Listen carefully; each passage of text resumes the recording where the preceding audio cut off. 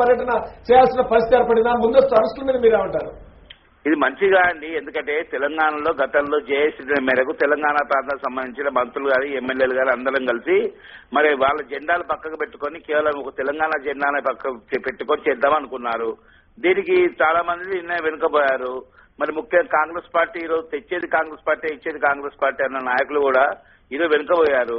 దానివల్ల ఈ సమస్యలు వచ్చాయి. ఈరోజు ప్రజా నాయకుల మీద నమ్మకం పోయాయి. ఈరోజు ఉద్యమం కూడా విద్యార్థుల చేతుల్లో జేఏసీ ఉపాధ్యాయ సంఘ చేతుల్లో ఈరోజు ఉన్నది, బలపడుతున్నది.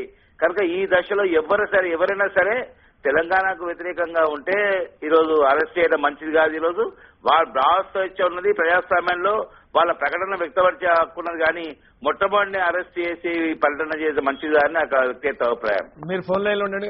చక్రపాణి గారు, సంజయ్ గారు, అంటే ఇట్లాంటి ముందస్తు అరెస్టులు తప్పు అనేటువంటిది వేణుగోపాల్ గారు చెబుతున్నారు. కానీ బహుశా నిన్న మరి చారి గారికి తెలుసలేదు, నిన్న నర్సంపేటలో కూడా రేవూరి ప్రకాష్ రెడ్డి గారు తమ అభిప్రాయం చెప్పాలి, రాజీనామా చేయాలన్నందుకు అక్కడ కూడా లాఠీ చార్జ్ జరిగి అక్కడ కూడా అరెస్టులు జరిగినాయి. దాని నిరసనగా నిన్న నర్సంపేట బంద్ కూడా పిలిపివ్వడం జరిగింది.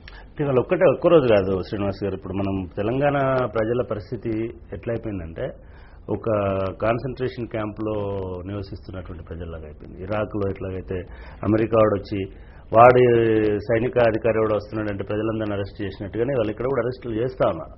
ఇవాళ ఇదే అది లగడపాటి రాజగోపాల్ కొత్తగూడెం వెళ్తున్నాడని చెప్తే ఇంతకుముందు ఒక వీఐపీ వస్తున్నాడంటే ట్రాఫిక్ ని చేసేవాళ్ళు లేదా రోడ్డు క్లియర్ గా పెట్టేవాళ్ళు. కానీ ఇవాళ ప్రజలను అరెస్ట్ చేసేటువంటి స్థాయికి పోయింది. ఒక నిరంకుశమైనటువంటి ధోరణి ఇవాళ కనబడతాం. రెండవది, తెలంగాణ ప్రజలు ఎవరు కూడా లేదా ఎవరు అంటే ఏ ప్రజాస్వామికవాది కూడా ఒక ప్రాంతం వాడు ఇంకో ప్రాంతంకు రాకూడదని ఎవరు అనట్లా. కానీ వైఎస్ జగన్మోహన్ మనం కూడా చాలా ప్రాంతాల్లో పోతున్నాం. అట్లా అనుకుంటే నేను తెనాలి వెళ్ళి తెలంగాణ గురించి మాట్లాడినాను, అనంతపురంలో వెళ్ళి ఎస్కే యూనివర్సిటీలో తెలంగాణ గురించి లెక్చర్ ఇచ్చి వచ్చిన.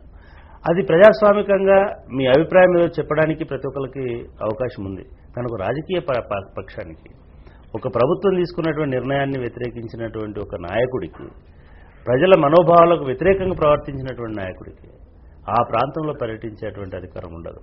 కాబట్టి ప్రజలు వాళ్ళ నిరసనను వ్యక్తం చేస్తున్నారు. ప్రజాస్వామిక పద్ధతిలో వాళ్ళు నిజానికి రాళ్ళు ఓట్లేదు, బాంబులు వేయలేదు. వాళ్ళకి అంటే కడప కల్చర్ ప్రకారమో లేకపోతే ఆ పద్ధతిలో కూడా చేయాలి. కేవలం పాపం వాళ్ళు పోస్టర్లు పట్టుకున్న పాపానికి వాళ్ళని కొట్టుకుంటూ తీసుకుపోతున్నారు. అంటే తెలంగాణ ప్రజలంటే ఈ రాష్ట్రంలో రెండవ శ్రేణి పౌరులుగా బతకాల్సిందేనా? మీరు మీ పెళ్లిళ్లకు, మీ చావులకు, మీ సంప్రదింపులకు, మీ పరామర్శలకు వచ్చినప్పుడల్లా మా వాళ్ళని తీసుకుపోయి జైల్లో వేయాల్సిందేనా అనేటువంటి ఆవేదన ఇవాళ అక్కడ ఉన్నటువంటి ప్రజలు వ్యక్తం అవుతున్నారు. దీని గురించి సీరియస్గా ప్రజాస్వామికవాదులు ఆలోచించాలి, మానవ హక్కుల సంఘాలు ఆలోచించాలి.